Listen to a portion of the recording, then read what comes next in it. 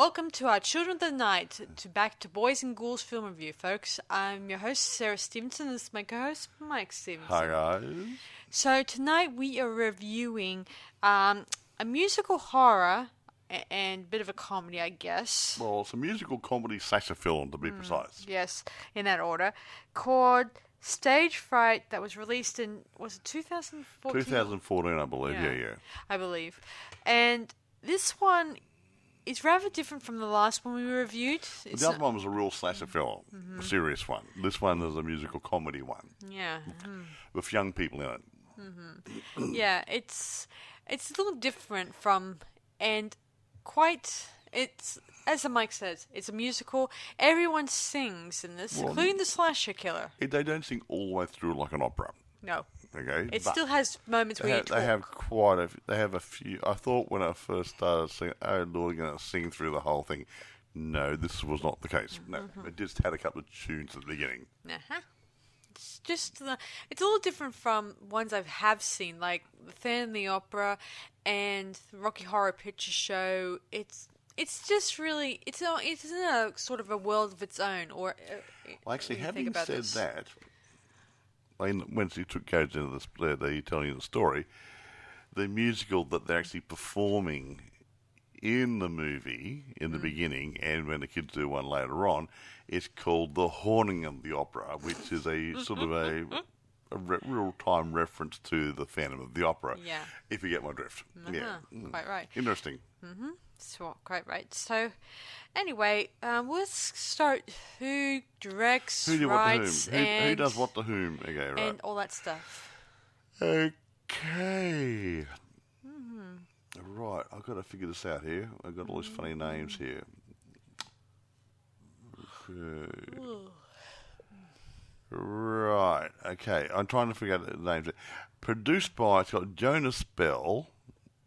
And they got Past, P-A-S-H-T, and then R-E Lentos. So is that 3 people or 2.5 people? I'm not really sure. Okay. Written and directed by Jeremy Sable, S-A-B-L-E. Yeah. I understand that this is his film debut, I think. Yes, it is. His feature film directorial debut. He might have done some shorts and stuff, but this is his first major job. Yeah. So good luck to him. Yeah, why not?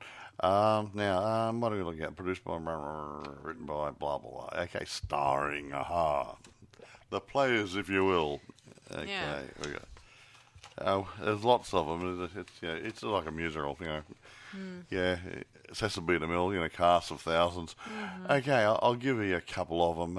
Ally McDonald plays Camilla Swanson. Minnie Driver plays Kylie Swanson. Interesting, that. See, didn't she play in The Phantom of the Opera with, who's it, Gerard Butler or somebody? No. I know she played Carlotta or something. I think Minnie Driver. The singer that was pushed out in favour of somebody else. Yeah. I don't know. She played Carlotta in one of them. I think it was a fan of the opera. Anyway, it doesn't matter. Meatloaf plays Roger McCall. Douglas Smith as Buddy Swanson.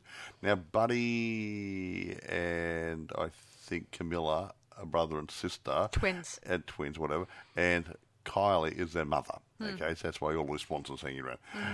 Okay, Kent Nolan plays Joel Hopton. I'm not quite sure which one he is, but lots of kids running around, ever decreasing circles. Brandon Uranowitz plays Arthur Philippe Artie Getz, whatever. Ephraim Ellis plays Sam Brownstein. Melanie Leisman plays Liz Silver. I'll do another couple. Thomas Alderson plays David Martin. James McGowan plays Victor Brady. And I can't pronounce this one. Steffi Di Domenicantaro. Oh, Dominic Antonio, I think. Big name. As Bethany. After that, I'll leave it. Anyway. What about if you can, Mike? Mention the name of the voice. Oh, the voice of the killer. of the Metal Killer. Yeah, see, he sings too. I never thought he would, but he does. Okay. Rick Miller as the voice of the Metal Killer. Ooh. Yeah, because he sings in a sort of heavy metal type sort of thing. Okay, there you go. Cool. Well, to make it up for you. All right. Okay. I'll leave with that. Yeah. I can tell you that what's the name? Minnie. Minnie. She was also in Circle of Friends, and she also starred in The Governess. Mm-hmm. I don't know if you recall, Mike. Yep, I do remember that, but I think she's in. I think was the Phantom of the Opera with Gerard Butler. You had an older singer called Carlotta who they forced out. Yeah. I think that was Minnie Driver in that as well.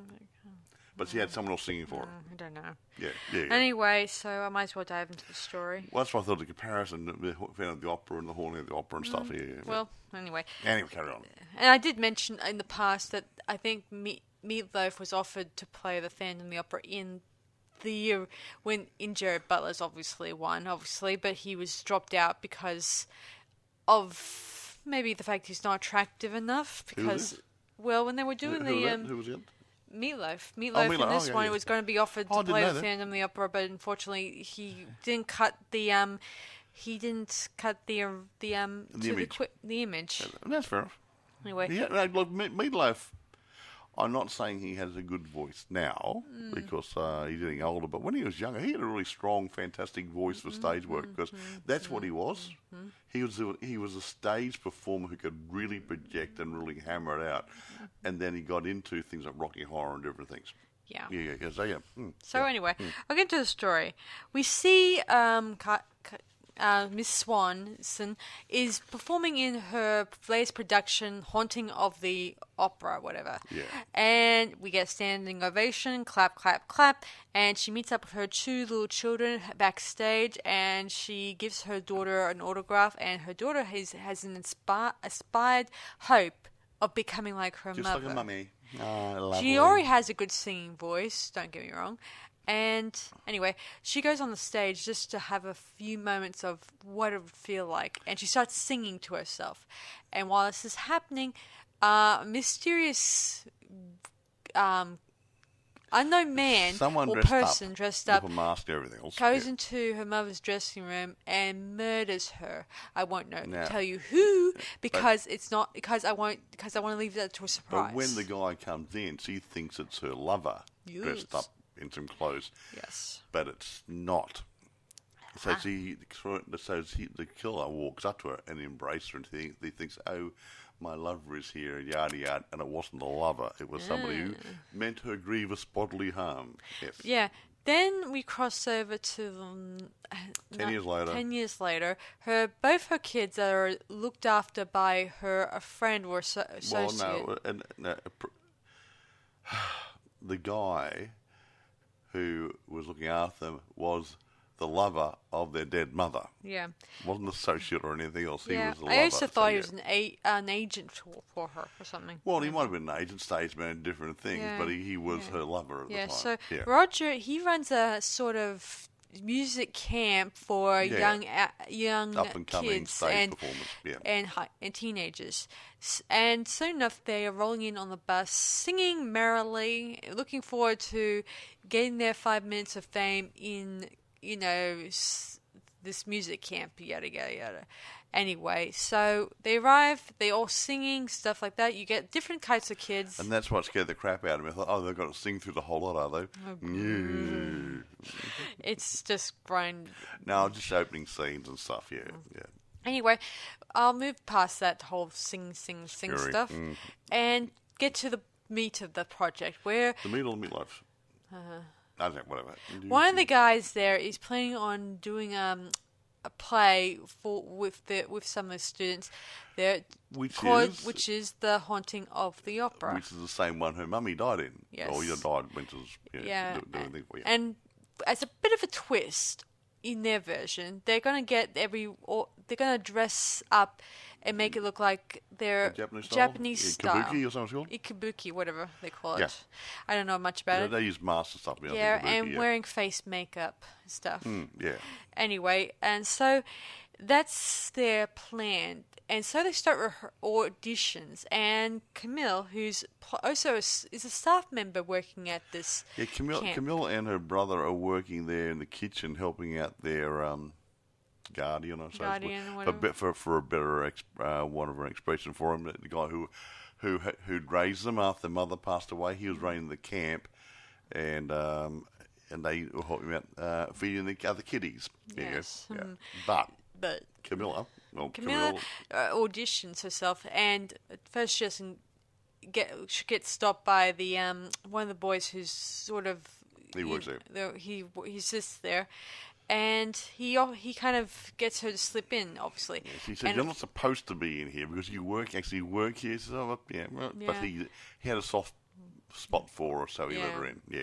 Anyway, she eventually sings and impresses the director or producer, whatever. Producer, director, or whatever you want to call him. Yeah. And of course, Stage director Artie. Yeah, stage director. Artie, sorry. Artie. Yeah.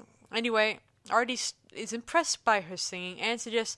Yes, they have two girls who most likely will get the role, obviously, I should mention. Yeah. So while they're both going to be a shoo-in for the character, obviously, they decide to rehearse with them and hopefully work out which one will be the leading person, and the other one will just be an understudy, if you will. Well, yeah, and if they didn't get the leading role, then they'd just do some chorus stuff. But the problem is here that this Artie guy's a sleazebag. Remember the old casting couch? He was playing the two girls against each other to see which one he get the most sex out of. Naughty boy. Of course, this Camilla tries to pull him to her side, obviously, but she doesn't go all the way with him, obviously, that he wants, obviously. And it's all, you do see it throughout the rehearsals and throughout the private moments and stuff like that. Joel, who was the guy who slipped her in, is a little jealous, and he was hoping to at least try to get close to her, but he wanted to get in her pants. Yeah, he's the other guy. But I think he likes her in a good way. Meanwhile, he does. While this is all happening, the slasher killer, the heavy metal slasher killer, he makes plans of trying to ruin this play and hopefully ruin it for everyone, obviously. Yeah, I won't go into details because we don't see him start killing as of yet. We then later on find out the director has made his choice. He's chosen Camilla's rival to be the Liz. Liz? Yeah, Liz. So he's playing Liz against Camilla, like I said, to get When whatever. Camilla didn't go all the way with him, he finally selected her over her. Because Camilla didn't go as far as Liz did. Liz would do anything to be on centre stage. Oh yes, she's got her mother is banking on this mostly because she's trying to do this to please her mother, whoever she is. Who knows? She might be wealthy. Her mummy. Yeah. But also, I think there's supposed to be this producer, director type guy who high up was going to be being invited to see the show. Let's see. Oh yeah, Roger, the guy who's in charge, who's playing by Meatloaf, is obviously he's actually trying to get this this guy out here to be a talent scout, to look at their production and hopefully yank everyone back to New York. And make some money for Roger because he was going bankrupt. Yeah, see, he's running up bills up to here. No, he's just running at a loss. Yeah. He's not running bills, he's just running at a loss. The camera's not making money. Yeah, it's not going so well for him. He's going to go down the gurgler.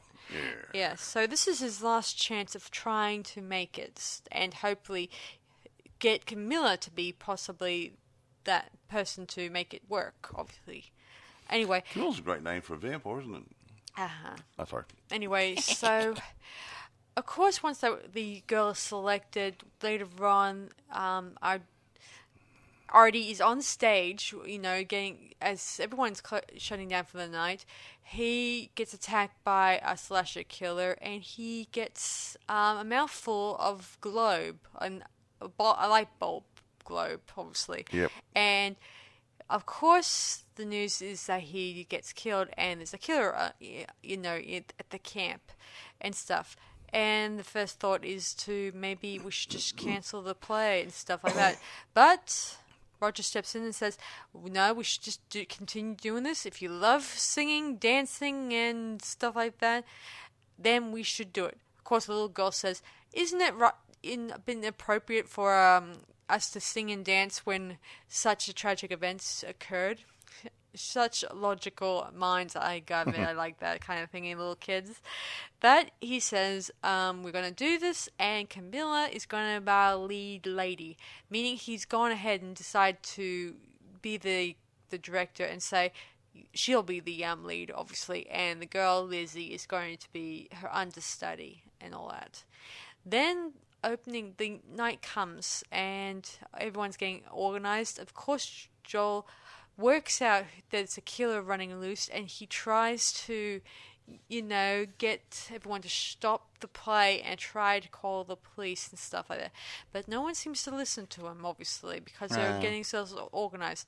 Of course, everyone's in the audience are ready for the play, and so it starts. It comes off. The first act is really going really well. Plenty of good singing, plenty of good acting, and stuff like that. And eventually, our killer kind of kills, I think, a girl who was one of the extras, obviously, and she gets killed backstage, obviously. And then we later learn the guy who's playing the killer in the play, he gets killed by the heavy metal killer, obviously, and he sort of he gets called on the stage several times, but he misses his cue. Of course, Camilla goes backstage. They do cover it very lamely. Yeah, Camilla goes backstage to try to figure out what's going wrong. I should mention Liz is about to perform a sort of similar, if not sort of a Carrie blood dump.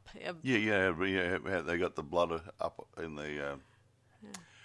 the cat walks up the top, and they're going to sort of pour the blood over somebody at a convenient time. Yeah. But she gets tackled by the killer, and he kind of tapes her mouth shut, and she's wandering around wearing the Phantom costume. I think I'm just going to call it the Phantom costume, obviously. Yeah, close enough. Anyway, she wanders around the stage, and one of the guys who's playing, who was a bit of a playing backstage crew. AD, was he an assistant director or something? Assistant director. And stage manager. He tries to continue the story, even though things are not going so well. While this is all happening, Camilla goes backstage, tries to find the kid playing the role, but he's dead. And of course, she finds the killer has kidnapped Roger and is planning on killing him. And we've learned that. And of course, Camilla steps in and tries to save him, but she finds out the killer is actually her brother. And here is a big reveal. We find out that when they were kids, her brother Buddy, he was witness to his mother's murder. And he knows who the killer was. It turns out it was Roger, who was so super jealous of the fact she had a lover. Yeah, she had a relationship with somebody else, and he wasn't very happy about it. So, yeah. And he was also sworn to secrecy by him. Yeah, Roger saw him and had a word with him, pretty much threatened him, don't say anything or else sort of thing. Yeah, exactly.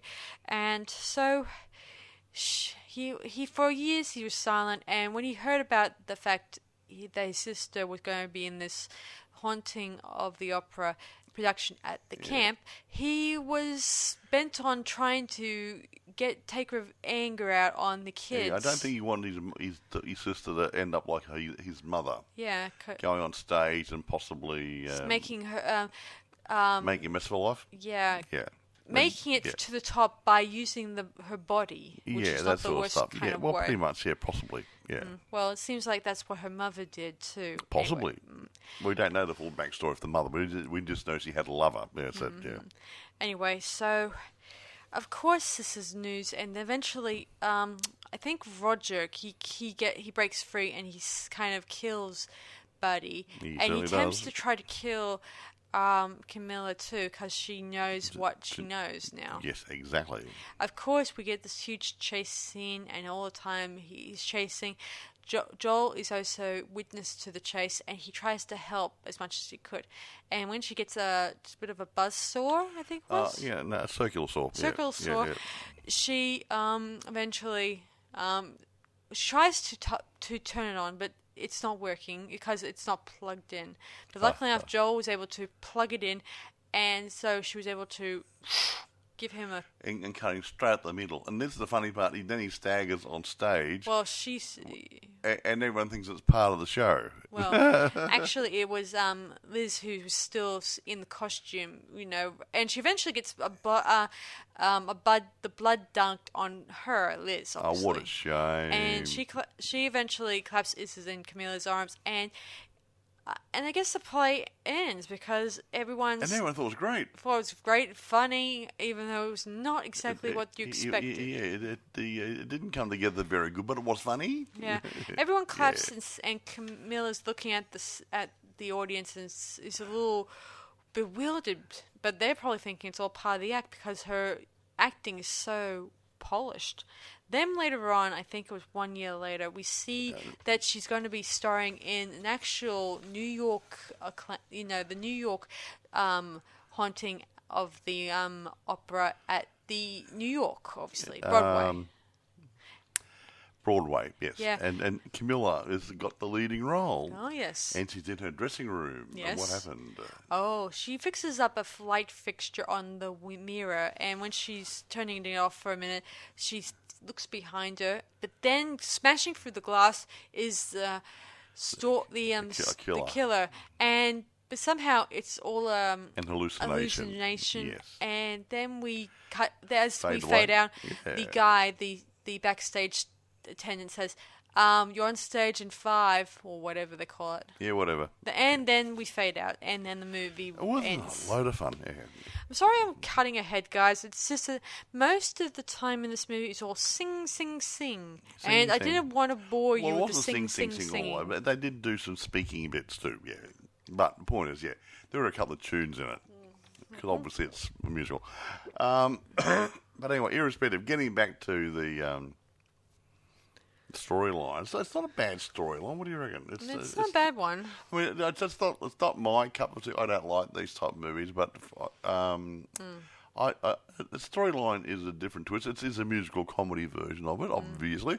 So I had to take that in consideration when we're looking at it and assessing it. So I think it achieved its mark. What do you reckon? I think so. Yeah. It's different from a lot of other musicals I have seen, like the Phantom of the Paradise, just the ordinary Phantom, and Rocky Horror Picture Show. It's as I said before, when we began this podcast, it's in a world of its own. It's like Phantom of the Opera meets Sleepaway Camp or something or other. Yeah, exactly. Or Friday the 13th. Or something. It's a good mix. It does work because they do have these sort of music camps and other type of camps. They do bring kids together and they have summer holidays there for so many weeks there, and they work and play together and develop their skills. So there's a touch of reality in here. So yeah, except for the slasher killer. How do you know? Look at Jason Voorhees. He could be real. Yeah. It could have been based on reality. Well, who knows? Yeah. I mean, everyone has their urban legend. Although in this one, it's not an urban legend. It's just mostly a killer just happens to pop in. He had nothing better to do, so he came along for the... Right. Whatever. I did think it was pretty interesting. I mean, it was very different from what I'm used to, obviously. Of course, I'm not saying it's good, but it's just different. Yep. Although I do like the other Stage Fright a little bit more better than this one, obviously, because it's a lot more mysterious. The fact we don't know much about the stalker, because I like a little mystery. No, that's one thing I did like about it. You didn't know who the stalker was until right near the end, and that was nice. Yeah, it's instead of saying, "Oh, it's him." Although the fact that her brother objected from the play from day one, he kind of didn't really like the fact his sister is involved in it. But you couldn't actually turn around, "Oh, it's him," because there was no apparent motive. So you say, "Wonder who it is." It was him because then you find out later at the end of the movie he had a motive. Yeah, so it does work. But I don't think he was meant to harm his sister. I don't think. You know, you want to protect her from the business. He thinks it's a nasty, corrupt, horrible business. Didn't want it in it. Yeah. So yeah. It is a very corrupt business. The fact that she the fact that this stuff does pop up so much, and I don't think it's appropriate. It does, yeah. Anyway, what can we say about it? Let's go on to reception and the different other things. Now, I'm confused about one thing here, right? Okay. I don't know. I've got no idea what the budget was. However, this is what bugs me. It says it had a box office of $7,000. Okay. Right. But it also says that it was released. Had its world release on the 10th of March. Okay. But I think that was at the film festival. I think. Okay. South by Southwest. A video on demand was released on the 3rd of April, which is about a month later. And a theatrical release was on the 9th of May, which is about 5 weeks later. That's a bit weird. So everyone's seen it on VOD, video on demand, so why would you go to the theatre? Unless the order is mixed up. No, I think that's where the problem is. Why? I got no idea. Maybe they just thought, oh, we'll dangle out there at some little art house theatres or something rather and see if we make a few extra bucks. But no, it was already out there. The world release was at South by Southwest, which I think was a film festival, and video on demand before it hit the theatres, cinemas. So I think that's why it didn't box office very good. But having said that, I'd say honestly it would have made more money through home media, video on demand. Obviously, I've got to pay for it. So I don't know what the figures are. So I like to think they made some money on it, but not knowing what the budget is, I've got no idea. Now, reception. Not very good. Critical reception has mixed to negative. As of June 2020, Rotten Tomatoes had an approval rating of 37, based on 51 reviews. Now, bearing in mind, this is a young teenager type musical comedy. I probably wouldn't have voted that very high if I wasn't what I'm doing now, assessing movies. If I was a real troll, I would have given it nothing. But and some people would have done that sort of voting. So, being fair, I don't think it deserves 37% on Rotten Tomatoes. Okay, there might be a good movie to be made from slashing up the slasher musical genres. Unfortunately, Stage Fright isn't quite it. That doesn't deserve a 37%. Yeah, I think it's kind of there, but not there yet. Yeah. Metacritic reports a similar thing, 39 out of 100. Generally unfavourable reviews. Now, FearNet gave the film a positive review and remarked that while the film wasn't particularly scary, it was also occasionally creepy and frequently quite gory. And that's what they're aiming for, probably. We got this covered, and the Austin Chronicle also praised the film. So, yeah, other people did like it. It was the best unconventional operetta since South Park, Bigger, Longer, and Uncut. I haven't seen it, so I don't know. I would... What's the matter? Nothing. What are you doing? So I'd say, honestly, it didn't get a good rave review by Rotten Tomatoes and Metacritic because the wrong people were assessing it. People were assessing it probably were expecting a different type of film. Yeah, they're probably expecting more a bit horror. Yeah, a bit darker, a bit more horror and that sort of stuff. And obviously it didn't deliver, so they voted it down a bit. Yeah, I think they probably thought the music was a bit much, maybe. Now, here you go. Since its box office release, the film has had some more positive re-evaluations appearing on lists and in articles. of underrated films. So other people have gone back and reassessed it and said, hey, it's not as bad as people are making out. So having said all that, okay, I'm not going to knock it too much either. It's not my type of film. Like it's mainly young teenagers to mid-teenagers. It's a musical of them. It doesn't work totally for me, but I can see what they're trying to achieve. Filming's good, storyline's good, acting's not bad for kids.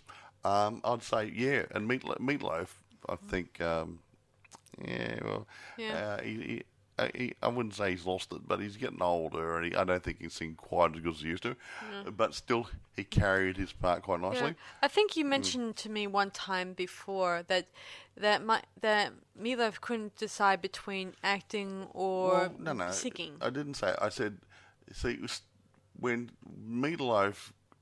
Hang on, back in the olden days, when you did Rocky Horror Picture Show and that sort of stuff, and he got on stage, or Rocky, I don't know if he was on stage production before that, but I know he's in the movie version. About that period of time, I think he did the Bat Out of Hell albums and that stuff. He was a really good recording artist. He wasn't too bad in the musical version of Rocky Horror, but he does stage work, and you cannot say, I'm going to be a stage actor and I'm going to be cutting records and I'm going to be doing something else. He should have committed to one of them, and I think he would have been a lot better. That's just my opinion. So either he could have been a very, very, very, very good stage actor singing, or he could have cut records, because he was very, very popular. When those albums came out, I knew everybody bought it. Yeah, I still like that song. I would do anything. Yeah, that one. And that sort of stuff. He had a great voice and had a lot of potential in a recording career, but he didn't follow through on it. He could have gone into movies in different roles, because he wasn't a bad-looking guy, a bit chunky, a bit lumpy, but that doesn't mean much. He could have done some seriously good roles, but I think he bounced between too many things, and I think he missed the boat in some ways by instead of using his skills to his betterment. I think he just went back to the stage a bit more and just did whatever. So anyway, he did a good job. He held it together. It's quite good. And the kids under his care at the music camp, most of those kids were pretty good. And I say kids, they were younger ones who were probably very young teens up to late teens, you'd say. Yeah, I would say that there's a mixture, like there were some younger ones sleepaway camp type thing, where you have kids, like, say, 12. At the 12 or 13 level, and you get slightly older ones. Slightly older, mature ones. Yeah, the mid-teens to the late teens, probably still in high school and that sort of stuff. And then, that was centered around them. Again, not my cup of tea, but I can see what they're doing, and it came together quite nicely. And like the songs were a bit tongue in cheek. If you listen to the lyrics, they're quite funny in the beginning. I won't say anything. I like the heavy metal regarding the slasher killer, because that would seem to fit it may be more intimidating. Yeah. If he's saying like, "Hello, how are you? But I'm gonna kill you," it wouldn't come over the same, would it? No. I did notice his mask. The mouth part to it kind of moved when he was singing. Obviously, well, it does help, indicating that might have had a hint on it. They may have for his mask to have something to allow him to have his jaw moving. Obviously, well, you need to, otherwise it restricts your singing. If he was really singing in it, because imagine. I've told Mike this in the past that they mostly lip sync their singing. They'll often lip sync, but I think if they, how do you put it? As far as I'm aware, they would actually sing it. On stage, but they would actually have a recording there, and they'll be singing along with recording, so they can get everyone to do the choreography and other parts and react to each other through the singing part, because they do that in TV studios. They'll play the song, and then the artists will actually walk up there in front of the camera and sing it along with the record. True. In many cases. Or used to anyway. They still do, obviously. No, I don't. They might have a band there now, the music, but a lot of times they actually have the good musical arrangement on tape, and they actually sing along with it, so that people get a good quality recording. But anyway, irrespective, it was good fun. Yeah, it's again not my cup of tea, but I'm still going to rate it at about an 8 for me. I'm going to rate it a little lower than that, guys, because That's why I am like. That's so good. I'm going to rate it 7.5 out of 10 myself. Yeah. Because I did like the costuming. I like the fact that I like the mixture of both music and the horror slasher thingy wing. But I did think the singing side was a little bit more, kind of moved the whole purpose of the whole story, the whole purpose of this movie. To be honest with you, I mean, I think that how I see it mostly. I think I did like the references, like the fact that it takes place in a summer camp and it, almost a lot of movies often had a summer camp in slashers, obviously, because it has that appeal, obviously. Yeah. And of I course, never went to camp. Well, actually, that's more of an American thing, I gather. Yeah. Over here in Australia, we don't have things like summer camps or anything else. Yeah, we have Boy Scouts and Girl Guides and Rangers and different things, but we don't have summer camps. Oh, we'll send the child away for a month or whatever, and they can do all these wonderful things, but we don't have it over here. It would be nice to have. Yeah. Yeah. I imagine Get rid of the kids. Yeah. I imagine it's usually mentioned at school. Summer camp, must send your children, blah blah blah blah, stuff like that. There's usually some way of promoting it. They probably promote it through the school system. No, it's just not in this country. Is that and that'd be really hard to get going probably because you have to get everybody involved in it, all the schools, everybody else, and build the camps, which we don't have. So yeah. And of course, like summer camps, they would have to ask parents to offer a fee to. Well, pay for it. Yeah, they got to pay for the camp hire and the food and extra other good groovy things. Yeah, any things that come into place. It's like staying in a motel or a resort for the holidays, and it's a few dollars involved. So yeah. However, it's not 5-star either. It's sort of like, hey, you're in a dormitory, so you get really sleazy accommodation and average food and stuff. Yeah, when we were doing Attack of the Cat People, we were sort of sleeping in a sort of camp dorm. We did. When Sarah did Attack of the Cat People, we went to what they called an activity site. It used to be the Boy Scouts down at Redlands. Which is not far from here, and we actually had to hire the accommodation, which is 2 big buildings, because we had about 24, 25 people involved, and then we had to hire the site where we were doing the filming. So each time we were there, we had to roll out the money to the place to hire the accommodation plus another area where we were only doing filming in to keep the people away from it, and then we paid our people as well, so it became a little bit but we stayed in dormitory style accommodation. We had 4 or 5 bunks to a room and different things, and communal kitchens and stuff, and communal showers. No, boys and girls weren't going in together, it was good fun. We stayed in. It could be good. It could be another place. If we went back there and hired it for a month and did some filming, we could do something else. But who knows? Anyway, what do you want to do? Yeah, so you guys know where to find it, and you know our thoughts on it. Now it's up to you guys to actually sit down and watch the thing. Well, we'll find it first. Now here we go. We did the other Stage Fright the other night, okay? And I did mention then there are several movies with the name Stage Fright. There's a recent one which might actually be an animated one. I'm not really sure. It's a kids' one, I think. There was one back about 1950s with Marlene Dietrich in it and stuff. There was the one we did the other day, which is back in 1987. 87. So yeah, when you go looking for this one, you will find it on eBay. It's for sale. Amazon, you can rent it or you can buy it. So other places may have it as well. But when you go hunting, just look for the producers and directors. So directed by Jerome Sable, S-A-B-L-E, and starring Ally McDonald and Douglas Smith, the 2 main actors. So if you look at those guys, you've got the right product.